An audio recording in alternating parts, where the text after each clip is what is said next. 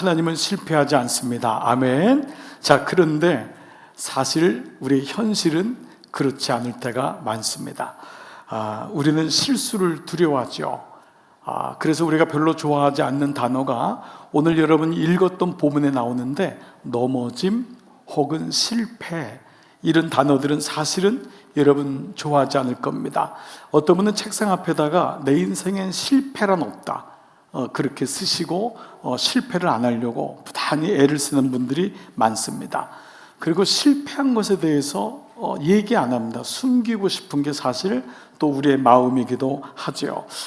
그래서 무엇보다 조그만 안 좋은 일이나 어떤 사건, 현상이 드러나면은 두려워합니다. 내가 이럴 줄 알았어. 어떤 사람은 덜컥 겁을 내고 미리 그것이 일이 진행되지도 않았는데 미리부터 불안해하고 결론 짓는 분도 있습니다. 그 왜 그럴까요? 우리는 그 사건 너머에 있는 것을 보지 못하기 때문에 그렇습니다. 우리가 이만큼 인생을 살아왔지만 자녀들의 아픔이 우리의 아픔이 되는 것은 자녀들 그 뒤에 어떤 일이 일어나는지 우리는 막연하게는 분명히 하나님이 도우실 것을 믿지만은 불안한 마음이 올 때가 많죠. 사람은 기껏해야 3차원이기 때문에 그렇습니다. 1차는 점이라고 하죠. 선, 2차는 면, 3차는 공간. 그러니까 우리는 그 공간 너머에 있는 일들을 모르기 때문에 우리는 늘 불안해하고 염려합니다. 근데 여러분, 로마서 오늘 말씀이 아닌 내일 말씀에 로마서 11장 33절에 어떤 말씀으로 미리 오늘 말씀에 대한 결과를 주시냐면 바로 이 말씀이에요. 다 같이 한번 읽어볼까요? 시작. 깊도다 하나님의 지혜와 지식에 부유하며 그의 판단은 측량치 못할 것이며 그의 길은 찾지 못할 것이로다. 여러분, 이 말씀을 잘 새겨보십시오. 오늘 말씀의 마지막에 이 말씀이 또 한 번 등장할 것입니다. 깊도다 하나님의 지혜와 지식에 부유하며 그의 판단은 측량치 못할 것이며, 우리로 판단하지 말라는 거예요. 그분이 판단한다. 그의 길은 우리가 알지도 찾지도 못할 것이다 라는 것입니다. 자, 그렇지만 우리는 때로 이렇게 하나님을 믿으면서도 일어나는 일을 보면 마음이 약해지고 잘 이해가 가지 않을 때가 많습니다. 그래서 우리는 우리 마음속에 why라고 하는 단어를 늘 달고 삽니다. 어떤 분은 좀 저항적으로 하나님 왜 그러세요? 이렇게 좀 하시는 분이 있고, 어떤 분은 그렇게 차마 얘기는 못하지만은 그냥 속으로도 왜 이런 일이 일어날까? Why? 여러분 이럴 때 있죠. 여러분 어떠세요? 이런 마음속에도 지난 한 주간 혹시 그런 마음이 있지 않으셨나요? Why? 왜? 사실 2000년 전 이 바울이 썼던 로마서의 시대에는 이해가 안 되는 일들이 너무 많았어요. 정말 why? 특별히 유대인 입장에서는 그때 나라를 잃어버립니다. 여러분, 예수님 말씀 예언 기억하세요? 예수님이 뭐라 그러죠? 이 돌 위에 돌 하나 남지 않을 거다. 그 예루살렘 성전의 파괴를 말씀하셨거든요. 예루살렘의 여인들아, 나 위에 우지 말고 네가 불쌍하다. 너와 너 자식을 위해서 울어라. 다가올 멸망을 모르는 이 예루살렘을 백성들을 향해서 실제로 예수님 죽으신 이후에 40년 후에 로마의 디도 장군이 와가지고 다 그냥 초토화시켰습니다. 성전에 금이 많다는 걸 알고 불을 질렀는데 금이 돌 사이로 들어가니까 모든 로마인 이방인들이 와서 돌을 깼습니다. 그래서 성전이 돌 위에 돌 하나 남지 않는 그 말씀이 그대로 예언이 된 거예요. 바로 그때가 로마서를 썼던 이 시대랑 맞아떨어지는 시대입니다. 그리고 이스라엘 백성들은 그 당시 나라를 잃어버린 적이 많았지만은 그때 모든 백성들이 나라를 떠나게 되는 바로 디아스포라가 됩니다. 이 로마인들이 뿌리를 없애기 위해서 이스라엘을 유대 땅에서 다 내보냅니다. 몇 명만 포로로 보내는 게 아닙니다. 완전히 민족들을 다 나누는 거예요. 그래서 로마까지 가게 되고 로마에서 예수 그리스도를 믿는 로마인 교회에 보낸 편지가 로마서입니다. 그 당시에 어떤 일이 있을까요? 아무 소망이 없는 거예요. 정말 다 끝났구나. 이러한 가운데서 시작된 것이 바로 복음이 시작된 거였어요. 근데 여러분 더 아이러니컬한 것은 그 복음이 그 정복자인 로마가 닦은 도로를 통과해서 온 세계에 퍼지게 됩니다. 정말 하나님의 계획은 알다가도 모를 일입니다. 로마가 있었기 때문에 복음이 퍼질 수 있었어요. 그들이 닦아놓은 길 때문에 놀라운 하나님의 계획이었죠. 이것이 바로 로마서의 배경입니다. 여러분, 이런 의미에서요, 하나님을 믿는다는 건 뭐를 의미할까요? 그것은 바로 하나님의 시간표를 믿는다는 것입니다. 이건 쉽지는 않습니다. 그런데 우리가 부단히 예배를 통하여 연습하는 것이 이것입니다. 여러분과 저는 지금까지 이 시계를 보고 살았거든요. 내 나이, 내 시대, 내 때, 어떤 분은 항상 my time, 내 때, 이해가 갑니다. 우리는 3차원밖에 없기 때문에 그 다음 거를 보지 못합니다. 그러면서 하는 말이 죽으면 땡이지 라고까지 얘기합니다. 그 이유는 보지 못하는 거예요. 그런데 믿음은 뭐지요? 나의 때가 아니라 하나님의 시간표를 부단히 보는 것입니다. 이게 믿음의 성숙입니다. 물론 우리는 육을 가졌기 때문에 또 이 땅에서 너무 아쉬운 문제들이 많기 때문에 지금 그것이 이루어지기를 원하는 것 하나님이 알고 계십니다. 그러나 여러분이 자녀를 향해서 자녀의 때와 여러분의 때는 다를 것입니다. 이 아이에게 필요한 때가 있습니다. 그것을 자녀가 부모의 믿음을 통하여 지켜봐주는 거잖아요. 자녀에게 일어나는 일을. 그래서 낙심하지 마. 분명히 하나님의 시간표가 있어. 아이는 그걸 못 봅니다. 그러나 우리는 그 아이보다 30년, 40년 좀 더 살아봤잖아요. 그렇듯이 믿음을 통하여 하나님의 시간표를 보는 훈련, 이것이 예배요, 이것이 말씀 묵상이요, 이것이 기도인 것입니다. 바울은 바로 이것을 보고 있는 거예요. 바울도 이전에는 자기 시간표만 본 사람입니다. 그러니까 열심히 특심인 거예요. 그런데 그 열심히 특심인 것이 오히려 자기 시간표 안에 있으니까 남에게 해를 끼치는 인생을 사는 것입니다. 그러다 그가 하나님의 빛을 보면서 하나님의 시간표가 들어오게 된 거예요. 복음이 들어온 것입니다. 그러고 보니까 이스라엘을 풀이가 되는 거예요. 이스라엘의 나라가 망했지만 망한 것이 아니다. 하나님이 이때 우리에게 너희가 죽인 그 예수가 누구인지를 깨닫게 하셨다. 그분이 복음이다. 그분이 바로 2000년 전 우리에게 유월절 사건을 통해 오셨던 그 어린 양 되시는 그분이, 그 어린 양의 피로 우리가 구원받았지만은 우리가 하나님의 부르시고 자녀 삼아주시고 구원해 주신 것 새까맣게 잊고 살지 않았느냐? 우리만 복 받으면 되는 줄 알지 않았느냐? 그런데 하나님이 그 예수를 통하여 하나님의 의를 드러내시고 우리가 귀를 닫고 눈을 감고 있으니까 이렇게 온 이방인들을 통하여 그 복음을 믿게 하여서 우리를 부끄럽게 하는 것 아니냐? 왜 하나님의 시간표를 믿지 못하느냐? 바로 이 메시지가 바로 이 말씀인 거죠. 너희가 이것을 깨닫기만 하면 너희를 향한 하나님의 구원은 결코 실패한 것이 아니다. 너희도 실패한 것이 아니다. 그분의 마음을 모르니까 혼자서 끝났고 혼자서 죽었다고 하지, 하나님의 때를 알고 하나님의 시간표를 알면은 절대 끝난 것이 아니다. 그래서 이스라엘 동족을 향한 말씀이 9장부터 시작된 것입니다. 그리고 10장을 통과해서 11장까지 간 거예요.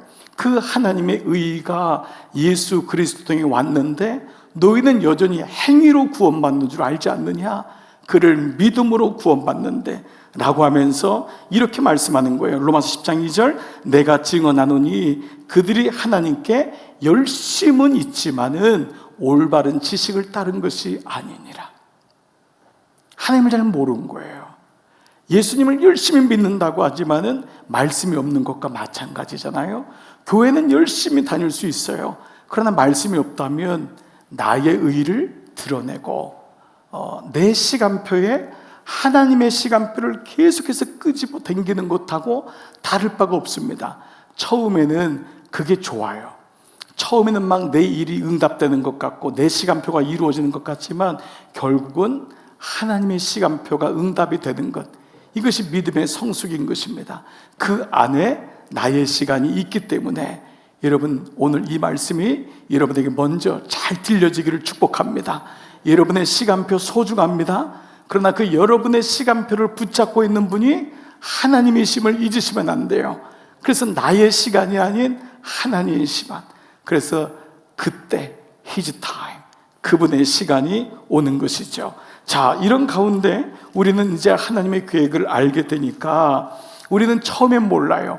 그래서 그냥 열심히 살면 되는구나, 열심히 살 수 있어요. 근데 어느 날 하나님의 시간표를 조금씩 알게 되는 거예요. 그래서 하나님이 그때 그렇게 하셨구나, 나에게 그래서 가난을 주셨구나, 나에게 그때 그런 아픔도 주셨구나. 그때 보는 거예요. 그때는 몰라요. 근데 시간이 지나고 나니까 하나님이 나를 이렇게 만들고 있으시는구나 라는 것을 알게 되죠. 그래서 하나님의 시간표가 들어오게 되니까 모든 인생에게 주어진 혼돈과 결핍이 어떤 사람에게는 숨기고 싶고 부끄럽고 얘기하고 싶지 않은 것이지만은 어떤 사람에게는 혼돈과 결핍이 소명과 사명이 되는 것입니다. 똑같은 이치입니다. 여러분, 어떤 인생도 혼돈이 없는 인생은 아무도 없습니다.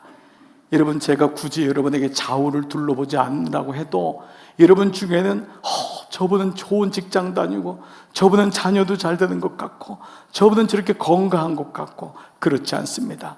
하나님을 떠난 모든 인생에 있는 공통점은 혼돈과 결핍이에요. 근데 그 혼돈과 결핍이 부끄러운 것이 아니라 오히려 하나님의 부르심과 이 땅에서 하나님의 사명, 하나님의 뜻이 무엇인지를 깨닫는 구원의 약재료가 되는 것과 마찬가지인 것이죠. 자, 이러면서요, 바울은요, 이런 하나님이 실패하지 않으신다, 결코 너희 유대인들 이스라엘을 향한 구원은 포기되지 않았다라는 증거를 말씀합니다. 두 가지를 말씀하는데요, 첫 번째 뭐냐면 바로 내가 하나님이 실패하지 않으시다고 하는 증거다. 놀랍습니다.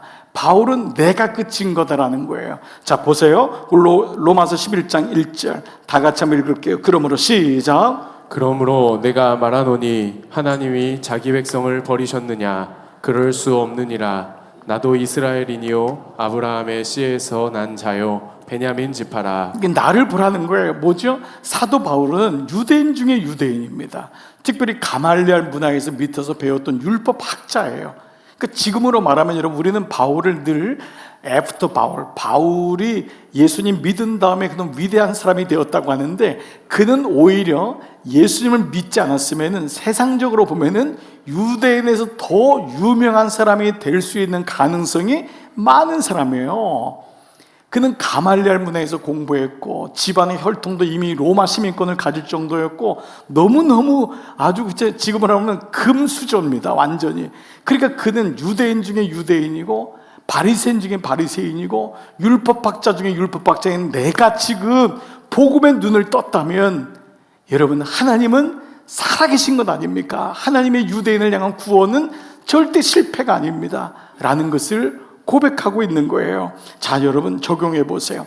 여러분, 우리는 바울처럼 그렇게 하나님 앞에 자신 있게 내가 그 사람입니다 얘기하지 못할지라도 이미 여러분에게 말씀이 들어갔고 여러분이 여기 와 있고 이렇게 예배를 드린다면 하나님은 이미 여러분을 통해서 당신의 살아계심과 실패하지 않으심을 드러내는 줄 믿습니다. 하나님과의 자녀의 관계가 되었다면 하나님이 나를 이렇게 증인 삼으시는구나. 그래서 나에게 가족도 주고 교회도 주고 생명도 주고 마지막 이 땅에서 이룰 사명도 주셨구나. 이게 바울의 고백입니다. 내가 살 이유가 있구나. 사명을 주셨구나.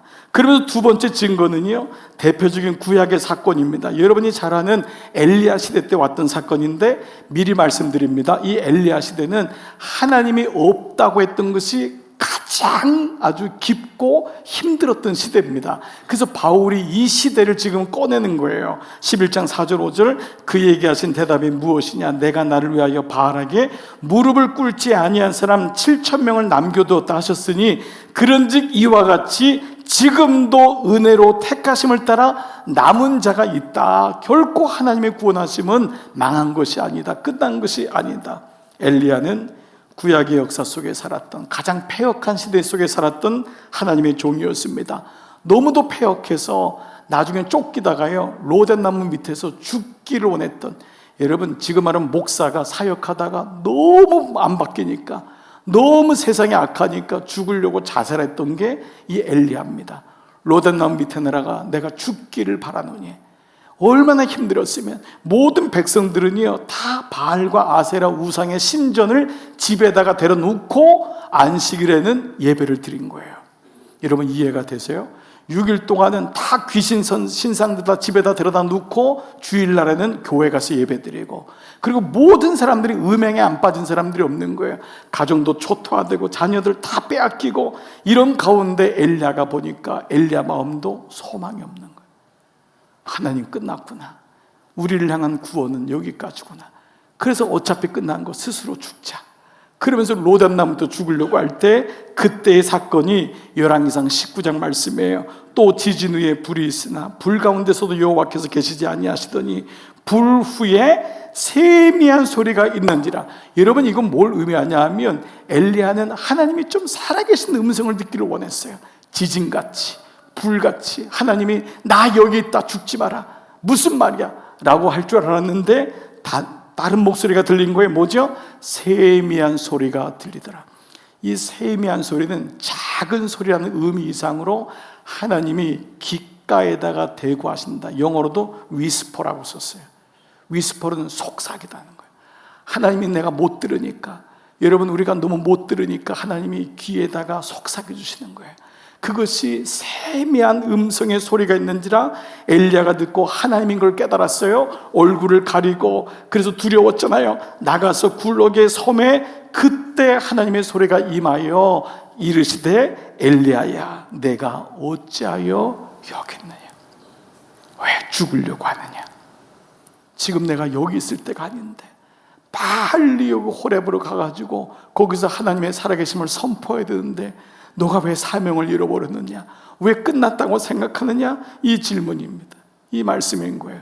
여러분 질문해 보겠습니다. 여러분은 나는 하나님의 생각과 뜻을 모른 채 지금 보여지는 것이 끝이라고 여긴 적은 없는가? 나는 내 자녀들을 보면서 너는 거기까지 끝이구나. 난 더 이상 하나님도 없고 다 귀찮다. 여러분 그런 적은 없는지? 여러분 스스로 하나님의 생각과 뜻을 모른 채 그냥 체념하고 포기하고 살진 않았는지? 근데 여러분 오늘 예배를 통해서 여러분 하나님이 여러분의 귓가에 대시는 세미한 음성을 들으시기를 축복합니다. 여러분 성령께서 우리에게 말씀하는 거예요. 지난주 말씀 기억하시죠? 성령님은 우리의 연약함을 아신다 그랬어요. 도우신다 그랬어요. 우리가 기도하지 못할 때도 말할 수 없는 탄식으로 우리를 위해 기도하신다고 했어요. 그리고 우리의 생각의 성향을 아시기 때문에 이렇게 또 낙마하고 주저앉고 좌절할까 봐 죽을까 봐 주님이 우리를 뜻대로 성령의 생각을 아시나니 하나님의 뜻대로 우리를 위해서 강구하신다고 말씀하고 있는 것입니다.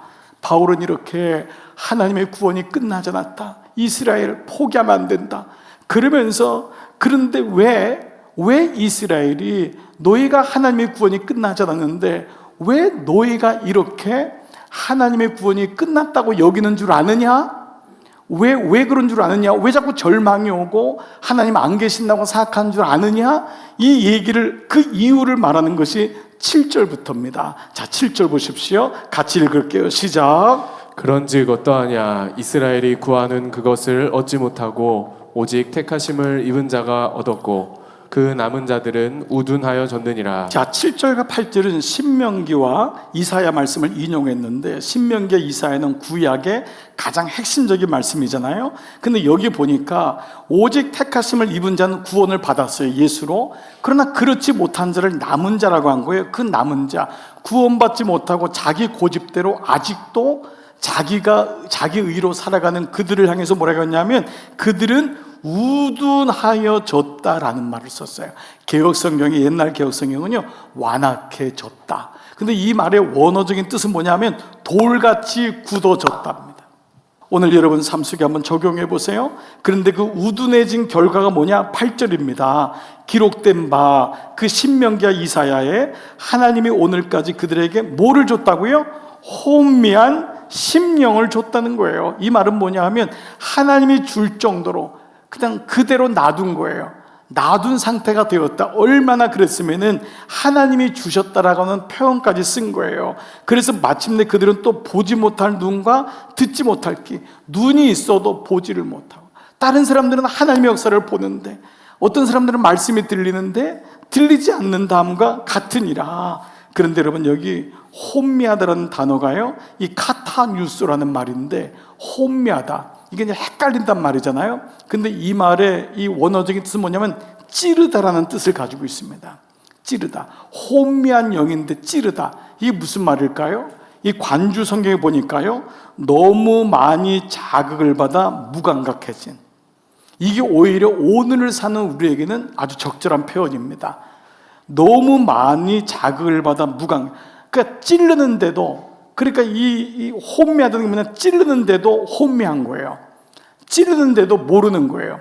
여러분, 하나님 말씀이 여러분을 찌르지 않은 것이 아니라 찌르는데도 너무 많이 다른 것에 이미 자극을 받아가지고 그 찌르는데도 아프지 않은 거예요. 모른다라는 거예요. 이게 무슨 의미죠? 여러분, 우리가 너무 세상에 많은 정보와 지식 때문에 이 말씀이 순전히 우리를 찌르지 못한다는 거예요. 사랑하는 여러분, 혼미하다는 것은 너무 많이 자극을 받아서 무감각해졌다라는 의미예요. 자, 적용해 보십시오. 여러분은 말씀이 귀하고 말씀이 잘 들리십니까? 예수님께서 마태복음 18장 3절에 오죽하면 이 얘기를 하셨는데요, 보세요. 이르시되 진실로 너에게 이르노니 너희가 돌이켜 회개하여 어린 아이들과 같이 되지 아니하면 결단코 천국에 들어가지 못하리라. 구원받지 못한대요. 이 말씀을 다시 한번 봐보세요. 그럼 구원받지 못하는 게 어린아이가 되라는 게 아니라 어린아이같이 그 마음을 비우고 깨끗하고 단순하게 하지 않으면 말씀이 들리지 않으니까 결국은 자기 의로 살게 되니까 그는 구원을 받을 수가 없다는 말이잖아요. 우리 이 말씀을 풀이할 수 있잖아요. 아, 내 마음이 어린아이같이 열려야지, 어린아이같이 단순하고 깨끗함을 유지해야지만이 그 말씀이 들리는구나.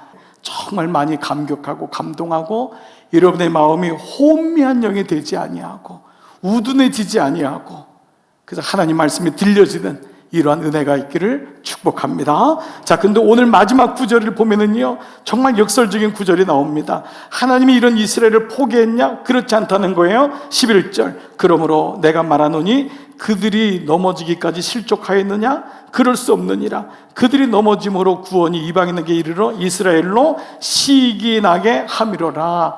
하나님이 이스라엘에게 구원을 안 준 것이 아니라 그들을 시기하게. 근데 여기 나온 이 시기는요, 어떤 인간의 질투가 아니라 회개와 믿음을 일으키는 그런 자극입니다. 그런 마음의 시기가 나는 거예요. 그런 어떤 사람 보면은 저렇게 한번 믿음 생활하고 싶은데, 저렇게 말씀을 묵상하고 싶은데, 그런 마음이 드는 거예요. 그런 마음이 회개와 믿음을 일으키는 그런 자극, 이거를 이스라엘에게 주므로 지난 2000년 동안 이방인에게 복음이 다 한 바퀴 돈 다음에 드디어 하나님은 이스라엘을 마지막 구원의 주자로 삼으시는 것이 우리가 구속사적인 말씀이기도 하지요. 마지막 12절을 보겠습니다. 그들의 넘어짐이 세상의 풍성함이 되며 그들의 실패가 이방인의 풍성함이 되거든 하물며 그들이 충만하리요. 하물며 그들이 복음을 듣는다면 어떻게 되겠느냐? 근데 여기 나오는 단어가 뭐죠? 그들의 넘어짐, 그들의 실패. 근데 그들은 실패한 게 아닌 거예요. 하나님이 실패하지 않으시기 때문에 오늘 이 예배 나오신 여러분에게 저는 이 은혜가 다시 한번 일어나기를 소망합니다. 하나님은 실패하지 않으십니다. 그 하나님이 여러분의 하나님이십니다. 눈앞에 있는 것, 손에 쥔 것만 보지 마십시오. 하나님의 판단을 신뢰하십시오. 지금 일 가운데도 하나님이 일하고 계심을 믿으시기를 축복합니다.